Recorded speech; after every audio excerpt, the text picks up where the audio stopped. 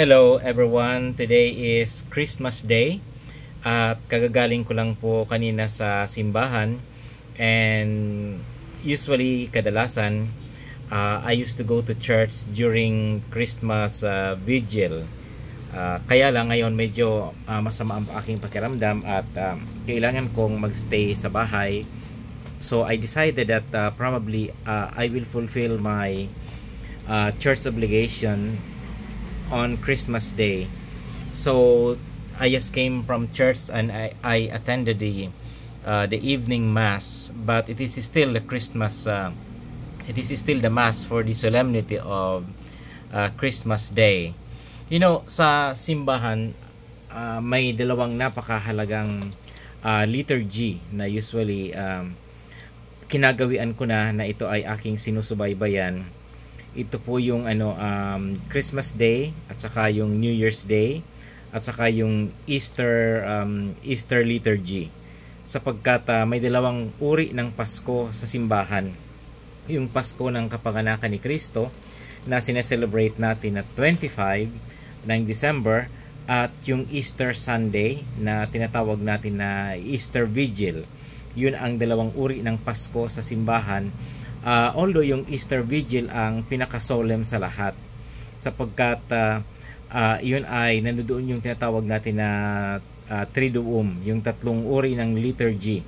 The liturgy of the Last Supper, then you also have the adoration of the cross, and then you also have the Easter Vigil, yung Saturday evening na ginagawa prior to Easter Sunday. So ngayon medyo tahimik ang ating Kapaskuhan ngayon at nakapagtataka na medyo walang masyadong mga fireworks na nagaganap, and but still people were excited about Christmas. You know, Christmas is all about children.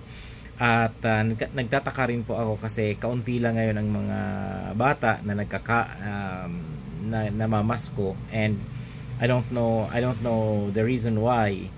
Probably it's the weather, or probably it's because hindi na gaanong pagbigay ang mga tao ngayon.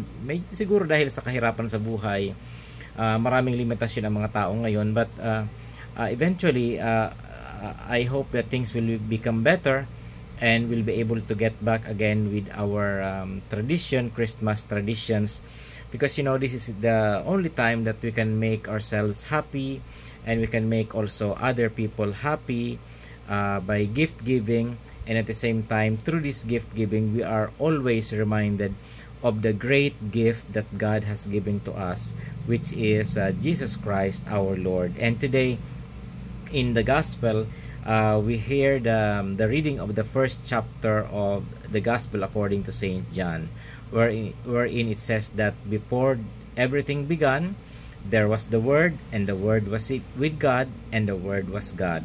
And it tells us about the deep mystery of the incarnation of the Son of God, Jesus Christ, the Son of God, who is our Savior. And it is His birth that we are celebrating today.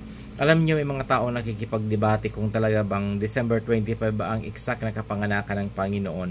And you know, sa tingin ko hindi po mahalaga yung eksaktong kapanganakan. It may be difficult to trace them historically, kasi noong unang panahon iba naman ang kalendaryo na ginagamit ng mga tao noon, at saka hindi naman siya yung Gregorian calendar na ginagamit natin ngayon. And you know, hindi po mahalaga ang petsa. Ang mahalaga yung event na inaalaala natin. Ang mahalaga ay sa araw ng Pasko, inaalaala natin ang pagkakatawang tao ng Panginoong Hesukristo, na siya ay ipinanganak sa Bethlehem, na siya ang ipinangako na maging Mesiyas. So yun po ang mahalaga doon. So hindi kailangan pagdebatihan pa kung ano ba talaga yung exact, kasi hindi naman yung exact date talaga ang mahalaga dito. Ang mahalaga dito ay ang kahulugan ng lahat ng ito. At bukas po ay December 26, ito po ay kapistahan naman ulit ni Saint Stephen Martyr, Saint Stephen Proto-Martyr. Tinatawag siyang Proto-Martyr sapagkat siya ang pinakaunang martyr ng simbahan. Siya ang pinakaunang namatay para sa pananampalataya.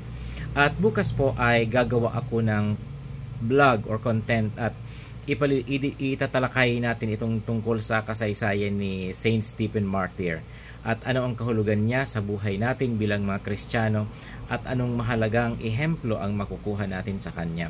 So for the meantime, my friends, medyo matagal-tagal din ako hindi nakapag-vlog ng ganito. Pero dahil nga sa busy tayo, marami tayong ginagawa sa trabaho natin. At ngayon naman bakasyon, so nagkakaroon tayo ng ganitong kaunting pagkakataon na makapag-usap-usap. And before I close this vlog, let me just say Merry Christmas to everyone. And I hope that you're enjoying your vacation, and above all, let us make this opportunity to be happy. We also have our own shortcomings, but nevertheless, the most important thing is that we strive to become better each day. So thank you, my friends, and have a blessed Christmas, and see you tomorrow again.